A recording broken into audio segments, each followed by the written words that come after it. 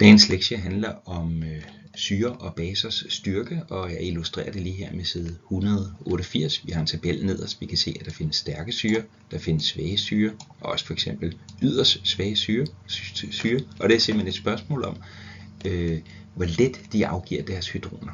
Så de syre, vi har her blandt de stærke syre, de afgiver deres hydroner rigtig let, mens de svage syre, de angiver kun en lille del. For eksempel her har vi noget eddikesyre øverst.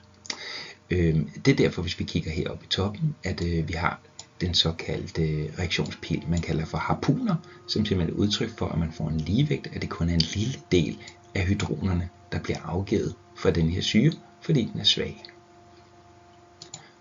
Og udover det bemærker vi, at for hver syre, så har vi den korresponderende base, og det er sådan, at hvis det taler om en stærk syre, så er den korresponderende base svag og omvendt.